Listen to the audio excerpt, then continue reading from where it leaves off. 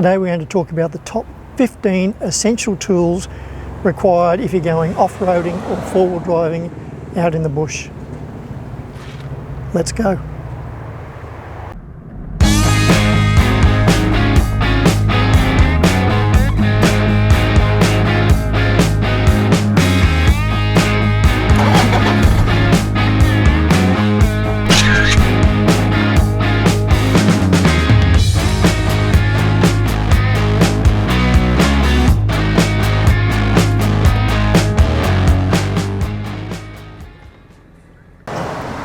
This is in no particular order. Number one, great idea to have a nice heavy duty canvas bag. Don't make it too big, don't make it too big. And this will basically hold most of your essential tools. Right at the end, we'll fill it all up and just see how well it does. Number one of our 15, drill bits and a drill. The other thing that's really handy to have is this little doodad.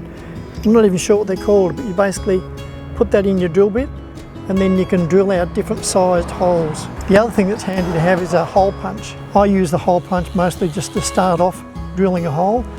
Otherwise, I'm not a great driller. What I tend to do is I start drilling down and then the drill wanders off and makes the hole somewhere I don't want it to. So, great to have a little hole punch. Not a hole punch, great to have a little, what do they call those? A punch. Great to have a punch. Number two, a multimeter. There's lots of explanations on the internet how to use these multimeters. Good idea to have one of these just so you can find out electrical problems you've got throughout the truck. Number three, a wheel brace. You don't have to get these multi ones. I've got this plus the original somewhere in the car. I just think they're a great idea, and what I do is I put some electrical tape around the one I'm using all the time. This is what I call a courtesy tool. Somewhere out in the middle of the bush you may come across someone who has got a problem with their flat tyre or something and they said, oh, I don't have a wheel brace.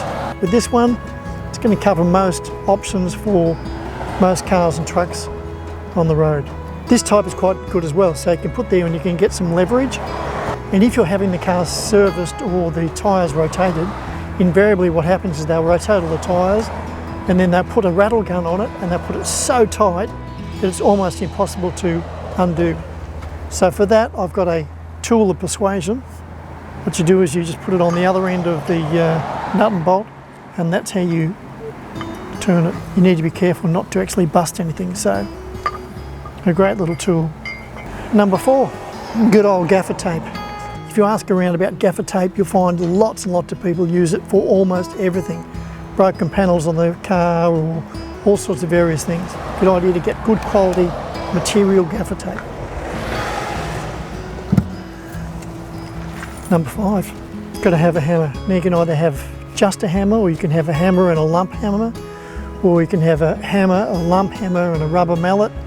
But don't forget, the more tools you have, the more things you have in the car, the heavier the car is, and you really don't, you're trying to keep the weight down. Number six, I believe. You can get various sizes on these, an adjustable spanner or a wrench, adjustable wrench. Number six, a screwdriver. You can either get flathead, Phillips head. I think it's a great idea to have three different sizes. So there's your medium Phillips, smaller Phillips and very small Phillips. There's one flathead, and I need to get a couple of decent other flathead screwdrivers. A wire stripper, these are great. Just make stripping wire so much easier. Pliers, pointy nose and standard pliers. Pay a little bit more and get them insulated. You don't really want to be working on the car or with electricals and suddenly get a big zap through your arm and don't want the dramas. Multi-grips. Again, get a decent pair. Allen keys. Oh, I thought I had a really great system when I bought these. I wrapped it around with gaffer tape, but they still seem to fall out all over the place. I need a better system for keeping these nice and tidy. A Stanley knife. Now I know you can get them at garage sales and you can have Grandpa's one and all that sort of stuff. But it's have a decent, good quality, sharp Stanley knife, and one that is retractable so you can do your cutting and then drops back in. This is basically a little pack to lay out all of your tools and put your tools into.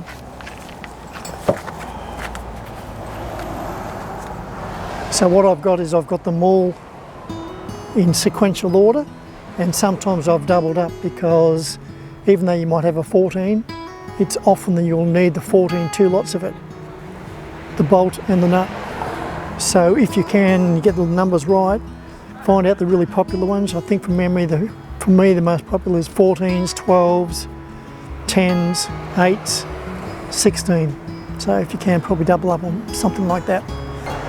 While I think of it, if there's any comments you want to make, please leave them below. For instance, you might have your top 15 tools might be very different to mine, or more importantly, I might have left out some really important tools. Right, let's carry on. And here's a couple of bonuses. Now you can see that, just a piece of wire, fencing wire or coat hanger wire, really important, you're bound to need it. Would be spare fuses. And my car only takes very small fuses, so get a pack of those, and if they don't have in the pack at least 2 or 3 of each of them, then get 2 or 3 of the very common ones. As well as that, probably get the next size up, because you might be able to do someone a favour if you're out in the bush. Good idea to have some liquid nails. Always take some AA batteries, AAA batteries. It's really hard to get these batteries and you pay a fortune out in the middle of the bush in little towns there. These are great, they're really cheap as well. You can get them from super cheap. I think they're $5 each. The great thing about them is they're magnetic. And I think that probably, yeah, that's magnetic up there. So you could have it up there magnetic, turn it on, you've got yourself a nice little light rather than having all those permanent lights all over the truck. These are absolutely essential, cable ties. You can't have too many of them. Probably a good idea to get different sizes, but I tend to only have all these ones, which are just your basic long ones, and in here I've got slightly thicker ones. Okay, let's add our bits and pieces to the bag. Punch.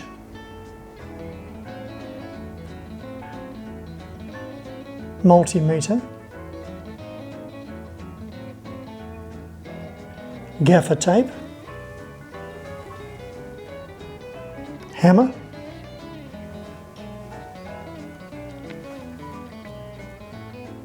Adjustable spanners. Screwdrivers. Wire stripper. Pliers.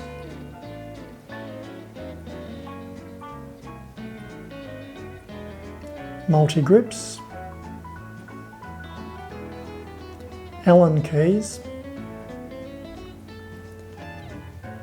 And Stanley knife. That's about it. And last of all, the old hacksaw. Get yourself a decent one. You really don't want a cheap one if you're trying to cut some metal out in the middle of the bush. This is just a sort of a middle of the run. They range from about $8 to about $35. I think this is about, I don't know, 10 or 15. That's number 15. And that's about it. If you like this video, please give it a thumbs up.